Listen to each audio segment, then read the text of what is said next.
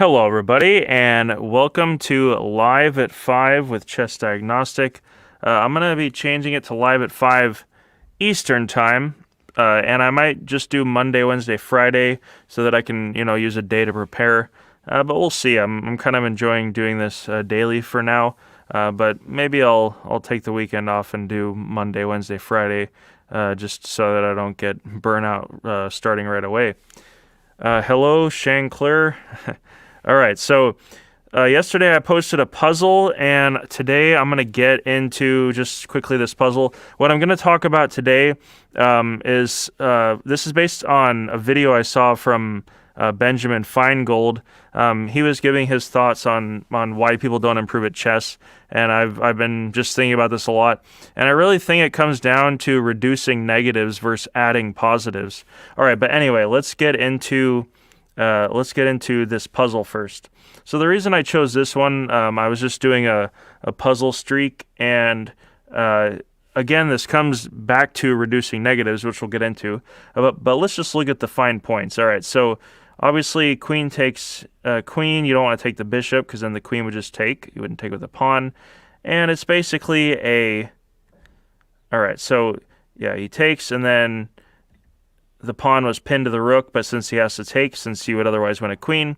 Now, this is the key move that you need to be able to solve, and that's why I wanted you to write down, because a lot of times you'll just see, okay, I win the queen and I take, and then this is how you lose games, especially in long time control games. And it's obviously something that if you just look one move ahead. Now, that's a really important blunder check thing, is always look one move past your end calculation. Now, this is the problem, I think, with Blitz and Bullet in a way, is that it's not just that you don't learn things with Blitz or Bullet. You can learn a lot. It's more that you don't basically reduce negatives in your game. So this is a perfect example, this puzzle here. So obviously you know that the pawn can move forward and the bishop's supporting it. So he's going to have to move the bishop back. All right, well, I guess I'm still live here on this thing, but let's go back here. Oops. I do not know how to look up. I just lost my puzzle there. All right, well, basically the bishop back, bishop to a7 was the whole point, to stop that pawn. Now, he would have queened it, and then you would lose that. You basically lose that bishop, but you're exchange up ahead, a rook for a bishop. All right, so let me figure out how to, let's do puzzle. Okay, puzzle dashboard. I think I can look it up here. I did this yesterday. Okay, puzzle history. Where is it? This isn't going to show the puzzle. This is more confusing than I thought it would be. Why doesn't it show puzzle streak? Okay, I'm just going to get one of these wrong, and then we'll do a new streak. Okay, so when we're talking about reducing negatives, what that means is you want to, and this is why playing long games is so important. So when you play a long game, it's more important to reduce reduce basic blunders than it is to add new information. Now, this is where a lot of players, especially things like Chessable, have come out. There's so much information. There's so much information on YouTube. A lot of people watch chess content. I understand that, for entertainment, but there's a specific portion of people who watch YouTube content for chess thinking that they're going to improve by watching a lot of videos. Now, the problem with that is that you're adding a bunch of information. Now, I would say 80% of your time should be reducing negatives in your play. Now, this is why I originally started this channel, Chess Diagnostic, was to figure out how the most effective way to improve. And learning a thought process is very important, because when you're sitting there, a lot of times if you lose a game, it's not because you didn't know, you shouldn't leave your king exposed, you shouldn't not coordinate your pieces. It's always obvious in the post-analysis. I see that all the time. I used to teach students, and every time they would look at their game, they go, oh, I knew I should have done that. And it's frustrating. But if somebody keeps hanging their queen or getting forked by a queen with with a rook and a king, then what they should be doing is reducing that negative, because you'll see players each have their own base level. You'll see a grandmaster like Nakamura or Carlsen, they have a base where they don't have any negatives in their play, and initially your base might be 800 or 1,000 rating, but you want to raise that base level. So for me, I could play probably up to 2,300, maybe 2,400 strength on like my best day, but my base, I would say, is probably about 1,900 USCF is what I'm using. So what I'm trying to do when I study chess is to raise that base. All right, hello, look, Swinkles. All right, so let's go over to these puzzles. All right, so puzzle streak here. When you start out, initially everything is quite easy. So let's say you're black here, and well, obviously you have a ton of material. So in the post-analysis of this game, black would say, I was up a bunch of material. I was up a rook. He's basically up a rook and a minor piece, but he's going to get mated. And of course, he knows that the queen can check, and there's a checkmate. And it's not just the pattern in that position; it's also the thought process that led to saying, I'll take these. Let's see if I can go back. All right, so let's say flip board. All right, let's say you're black here, and you analyze this position. Now, obviously, black knows that he's up a bunch of material, but his main weakness, it would be wrong to say that it's just a tactical mistake. Oh, I shouldn't have let that check happen. It could be that simple, but really, a lot of it's psychological, as I was saying yesterday. So reducing negatives here is looking at where you went wrong in terms of your overall understanding, and then figuring out how to get that out of your overall thought process.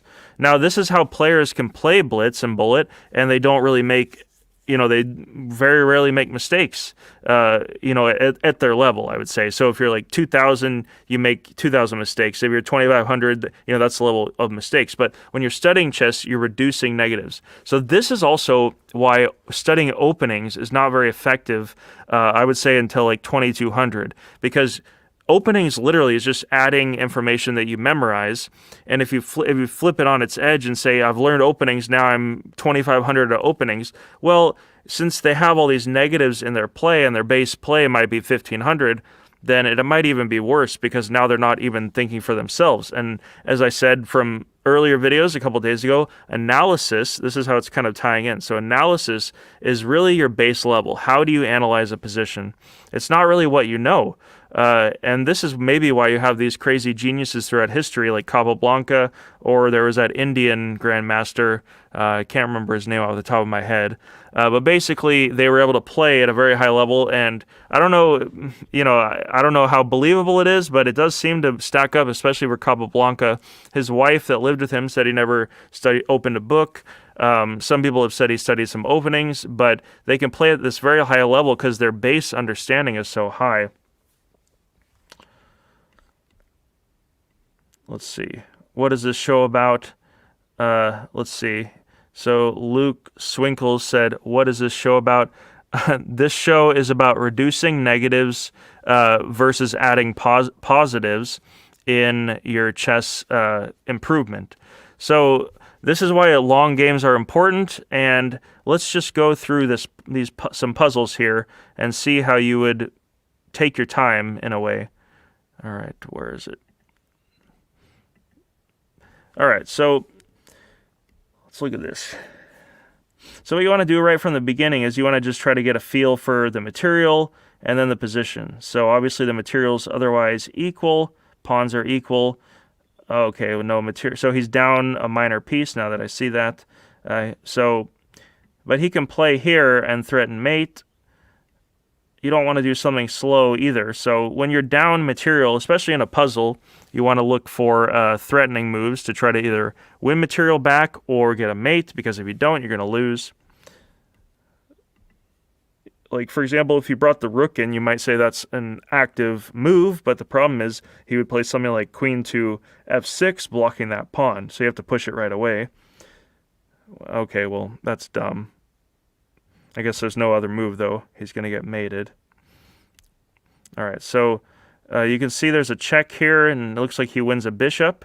But again, this is what I'm talking about. So I've been playing a lot of bullet. It's a perfect example. I see a tactic right away, and because I've been playing a lot of bullet, my first intuition is just to take it, just to check and take it. But in the long game, that's how you lose pretty quickly, because if you play the first thing that comes to your mind. All right, so let's evaluate material. There's 4 minor pieces, 2 rooks. Now let's evaluate position. All right, so it looks like white is down a pawn, and his king is pretty exposed, but he does have queenside castling available to him, and it's roughly equal. Otherwise, white, I don't know, white. This is pretty dynamic. It looks like black's next move could be to play something like bishop to g4 if he castles, and then he wins in exchange. But obviously, you look at the forcing moves as well. So queen check here, and that appears to work because there's no way to get that bishop. So you've decided on that move. Now, you want to always go one move after. So let's say that queen check, the king moves, and then you take the bishop. This is where you want to visualize in your mind. You checked, you took the bishop. Now, what can he do after? Is there a check on your king?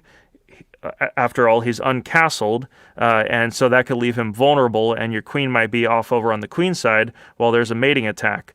Again, that's how you might, lose in a long time control game where you don't check that one extra move. So, again, it's not necessarily a knowledge thing. It's not adding information here. It's reducing the negative of looking one move ahead after your final calculation, a very important thing. So you have to do this consciously. Eventually, it does become subconscious. Now, the amazing thing is, what I found is I always had this huge leap forward playing bullet chess. When I play, maybe I spend a week not doing anything fast. I might take an hour on one puzzle, or I'll play a tournament that week, and then you're playing a game for 5 hours. It really just sitting there and going slow, and then you do go fast. This is how you have these really young players who are grandmasters, and then they turn around and they're 3,000 or 3,200 bullet. That's really how it works, because they've reduced so many negatives in their play. They just see everything, and they'll say they don't know how they do it, but obviously it's that process of reducing negatives through conscious thought process. So I'm just trying to cover specifics of that for anybody that's actually interested in applying this stuff and getting better. All right, let me see what we cannot see. Yeah, you can't see the previous. Never too late to hang mate. Okay, yeah, thanks for this. It is the green check mark. Let's see. Okay, thank you, Luke. I'm gonna be going an hour earlier from today, so it'll actually be 5 Eastern time in the future, starting Monday. So, thanks for attending this. Let's do 1 or 2 more puzzles, and then call it a day. If anybody has any questions about what I'm talking about, all right. So let's just finish this out. So check. He goes over. You take. It's gonna go, I think, to the next one after this. Yeah. Okay. All right. So this is a good example of your down material, but you want to look at forcing moves. All right, so you can see that there's this rook is pinned, so a forcing move would be rook takes. And then if you know the pattern, rook and pawn here, then you're going to get a checkmate. But again, let's do one move after. You can see that that's been a weakness because of bullet, and this is why you will develop some bad habits playing faster than you should.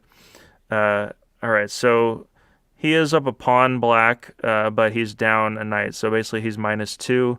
But the position, so let's say check, and you just want to visualize, especially when you're going for a sacrifice. Now, I made this mistake in the first game of the Millionaire Chess Final. I saw a move right away, and I said, oh, that wins, but then I didn't check that he had an escape square, and I ended up losing that first game because of that. And so the excitement of seeing a mate, should make you actually slow down, especially if you have, like, let's say even you have 10 seconds in a or a blitz game or a bullet game, whatever.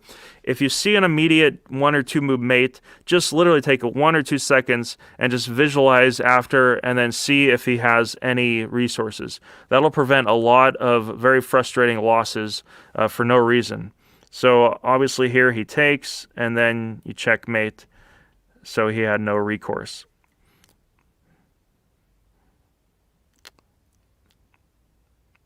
All right, this is pretty obvious. Rook takes rook check, and then you take on c7. But you want to make sure that the queen takes on e6 here, check. That would be the 1 move extra. And it looks like if the king moves, the king could move to f8 at the end of that line, and you would still be fine. So rook takes. I see. I don't necessarily like how quickly these puzzles move on. I think there's a way to change it, but I'll figure that out later. Okay. So obviously this pattern here of checking the king and the rook, but you want to make sure that he doesn't have something like a wayward pawn that he could push, or a check of himself. But actually that seems to be correct, so free rook. All right, he's threatening mate, but he has a hanging rook. All right, material is otherwise equal. You have the check there, and it looks like, I'm just calculating if he has anything. He has the knight back, but the bishop here is covering that square, so that does work. Oh, it's white. All right, that's just a mate in 1. But again, you know, I'm going through these early ones quicker. But you still should follow the habit, because that's the whole point of training, is to just ingrain these habits. All right, so I'm looking at queen to e5 check. That makes the most sense.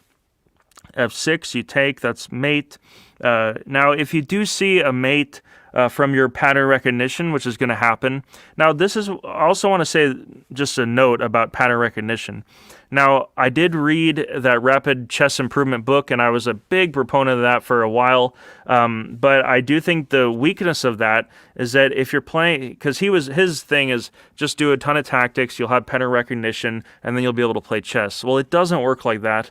You'll have pattern recognition, you think you recognize a pattern, but you know, every chess position is different. So if you have a pattern, you still have to analyze it using your knowledge of that pattern, and the knowledge should never supersede the overall thought process, because if it does, then a negative will pop in there unexpectedly instead of the positive that you thought you had with the knowledge, and then that's how you'll make a blunder. So again, as you can see, I see this check here, but you still want to double check, and this requires some visualization. So I'm visualizing the queen going to e5 and checking. I'm visualizing f6. Now, if there was like a rook on b7, like if this rook was on b7, then you would see that he could interpose, but that would still be checkmate. And you also want to make sure that there's nothing he can do. Like, for example, if you move your queen and he interposes, if there's like a discovered check or something, which there isn't here. So check, f6. All right. This is just pattern recognition. Ironically, I had almost this exact same position in the last long time control game in the World Open in 2017. I played in Philadelphia. There was the opponent just moved his king to the wrong square, and I think it was a king and a rook. All right, so this is a more longer one, pattern recognition. There's a check there to win the rook over. But again, it's going to pop out at you, these kind of moves, but you should still always consciously think about it.